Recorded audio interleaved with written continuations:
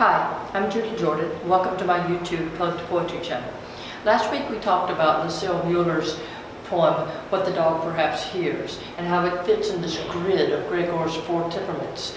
How she pulled from one side of the grid the story, being basically if the dog can hear a silent dog whistle, which we humans cannot hear, what else could it maybe hear? And then she just went full force into imagination and just all the possible things the dog could hear. Just went, just the idea of the child's bones still growing, or the idea of the roots of the trees shuddering when the well of water dried up in August, and just the miraculousness of life and how she looked at that in the poem.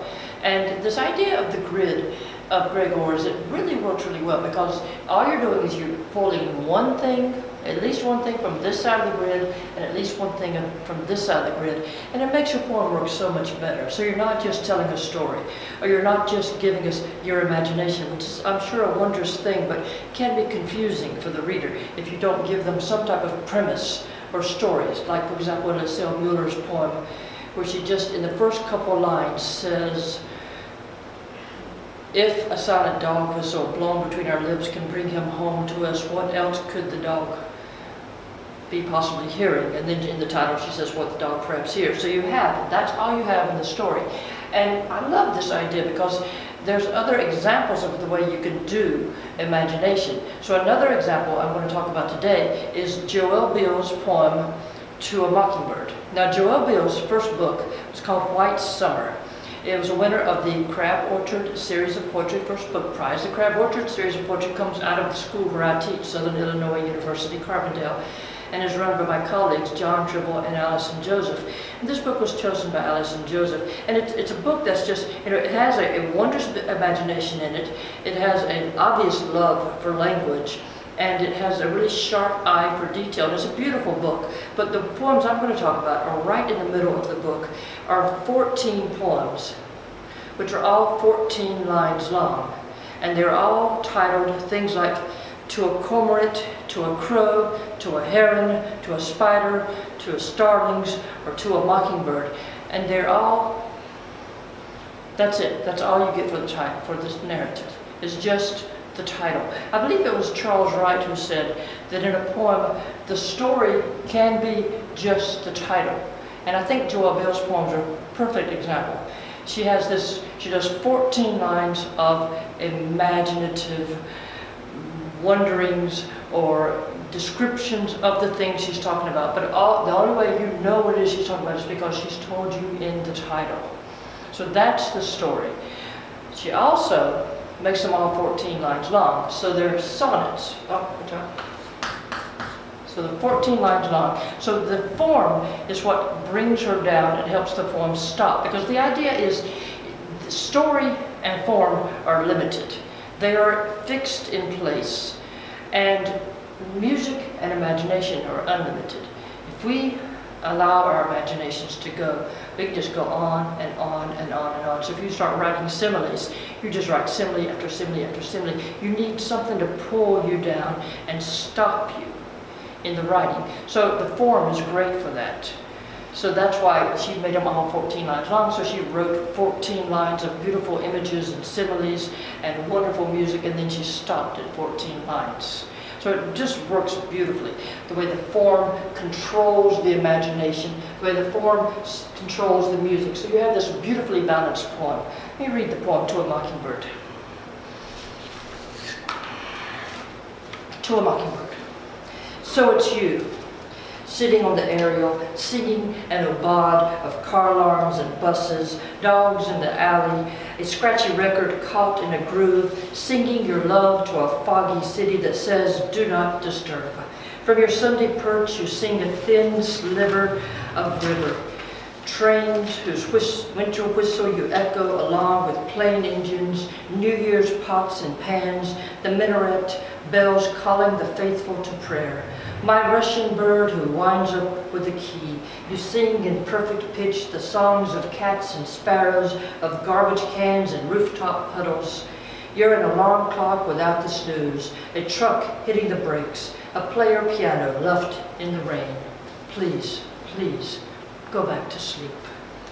So you see how she does that wonderful, just simile after simile, description after description, trains whose winter whistle you echo, plane engines, New York's pots and pans, the minaret, bells calling the faithful to prayers.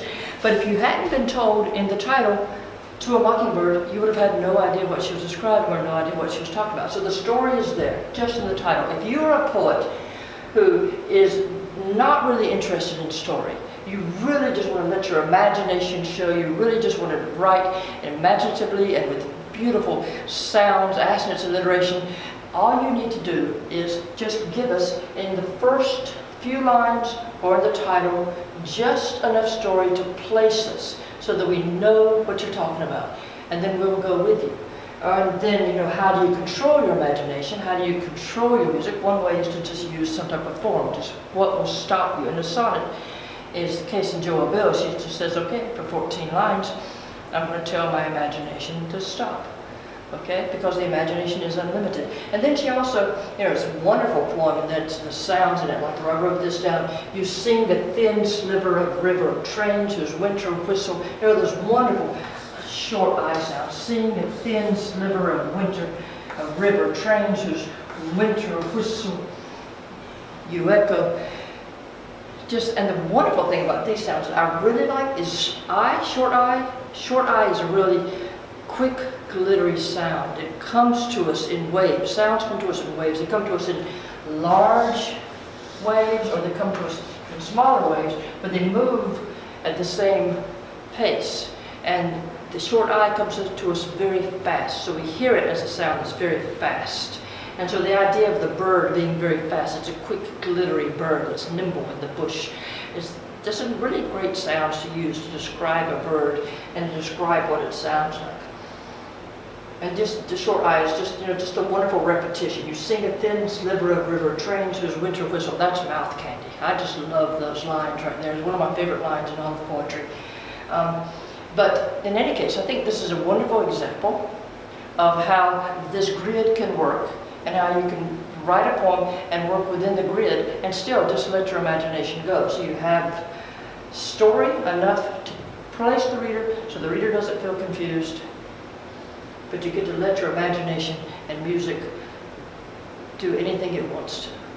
So if you're a poet who is very story-oriented and you want to tell a story, you just need to remember to come over here and give us some similes, give us some accents or alliteration, and that will help the poem come off the page and just sound beautiful. Or if you're a poet who is less interested in story, like Joelle Biele is in these particular 14 poems in the middle of her White Summer, then you give us all the imagination and music you want to, but just give us enough that we have an idea of what the story is. In this case, just the title would do. In Lucille Miller's poem, What the Dog Perhaps Hears, she gave us the title, What the Dog Perhaps Hears, but then gave us a couple of lines at the very beginning. If the silent whistle blown between our lips brings him home to us, then what else does the dog hear? So we have the premise in the first couple of lines, and then you have all the imagination. It's wonderful the way that works. I hope this was helpful. Thank you for listening.